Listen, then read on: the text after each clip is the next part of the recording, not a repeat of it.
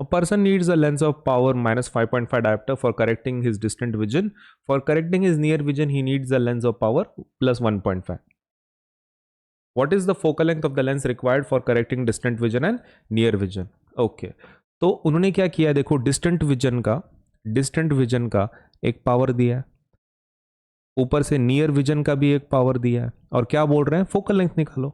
मतलब पावर दिया है दो लेंस के लिए, आप बस उसका फोकल लेंथ निकालो, ऐसा बोल रहे हैं। तो which is not a very difficult task. पहले डिस्टेंट विजन के लिए निकाल लेते हैं हम लोग। Let us calculate for distant vision. ठीक है, अब डिस्टेंट विजन के लिए अगर हमको निकालना है तो पहले उसका पावर देख लेते हैं। तो कितना है डिस्टेंट विजन के लिए पावर? Power is -5.5 dioptres. ठीक है, अब यहाँ पे फोकल लेंथ चाहिए हमको। फॉर्मूला क्या होता है पावर और फोकल लेंथ का? तो basically there is a formula for this, P1 is equal to 1/f1, है ना, फोकल लेंथ जो हम लोग फाइंड आउट कर रहे हैं। तो F1 का फॉर्मूला क्या होगा? 1/P1। चलो वैल्यू पुट कर लेते हैं। F1 will be equal to 1/-5.5, 1/-5.5। बस इसी को हम क्या करेंगे, वो साइन ऊपर ले लेते हैं। F1 is equal to -1/5.5। अगर वो हम डेसिमल रिमूव करते हैं तो क्या हो जाएगा वो? दैट विल बी -1, ऊपर 0 बढ़ाना पड़ेगा, है ना। अगर मैं डेसिमल को रिमूव कर रहा हूँ तो हो जाएगा 55। आप एक काम करो, मैंने क्या किया, डेसिमल रिमूव किया और ऊपर एक 0 बढ़ा दिया। अभी मैं इसको 5 से डिवाइड कर सकता हूँ, करेक्ट। 5 11 जा, 5 2 जा, तो कितना आया? 2/11। आंसर कितना आया? -2/11। अभी 11 का टेबल तो बहुत ही आसान है, डिवाइड करेंगे हम लोग। -0.20 हो गया, 11 1 जा 11, 20 - 11 कितना होता है? 90। तो 90 के लिए क्या करेंगे? 11 8 जा 88, 220 फिर से, तो 18 आ रहा है। तो that is our answer, final answer. ये किस में आ गया? मीटर्स में, correct. If you want this in centimetre, आप उसको खाली 100 से मल्टीप्लाई कर दो। हालांकि ये कंपलसरी स्टेप नहीं है, बट इफ यू वांट आप वैसा भी कर सकते हो। तो ये आ जाएगा -18.18 सेंटीमीटर्स।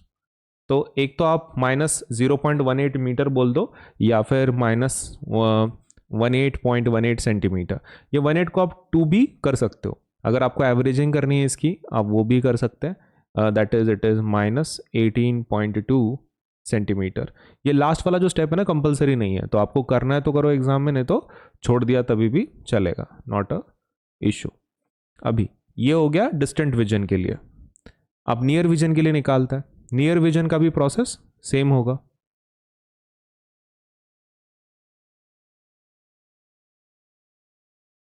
नियर विजन में पावर कितना दिया है?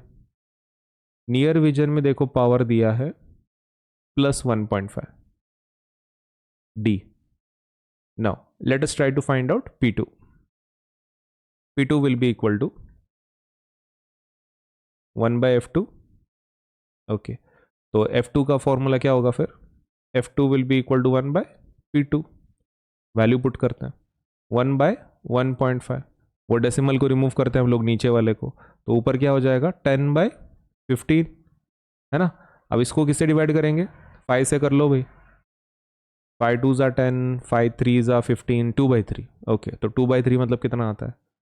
F2 इज इक्वल टू 0.20, 3 6 ज़ा 18, 220, 6666 क्या मीटर में? तो F2 will be equal to 0.6666 into 100 centimetre में कन्वर्ट कर रहे हैं। तो सेंटीमीटर में देखो ये हो जाएगा 66.66 मीटर्स, सेंटीमीटर्स, राइट। तो ये हो गया हमारा फाइनल आंसर। नाउ इसको आप एवरेजिंग करके if you want to write it as 66.7 that is also fine, लेकिन ऐसा कुछ कंपलसरी स्टेप नहीं है। अगर आपको करना है तो करो, अदरवाइज वैसा आंसर रखे तो भी चलता है। Now what is the focal length of the lens required for correcting? Okay, तो इन्होंने सीधा सीधा क्या बोला है कि लेंस का तो पूछा नहीं है कौन सा है, लेकिन फिर भी हम लोग टाइप बता देते हैं। अब यहाँ पे फोकल लेंथ नेगेटिव आया है ना, तो मतलब यहाँ पे कौन सा लेंस यूज़ किया होगा उन्होंने फर्स्ट केस में डिस्टेंट विजन के लिए? फोकल लेंथ नेगेटिव आया है। फोकल लेंथ नेगेटिव किसका आता है? कॉनकेव लेंस का। तो definitely in this case they have used concave lens, है ना। हालांकि पूछा नहीं है बट हम लोग फिर भी ऐड कर रहे हैं इंफॉर्मेशन। और यहाँ पे फोकल लेंथ कैसा आया है, पॉजिटिव। ओके, तो ये कौन सा लेंस होगा, this must be convex lens. हो गया, तो मतलब दोनों केसेस में हमने फोकल लेंथ को निकाल लिया है।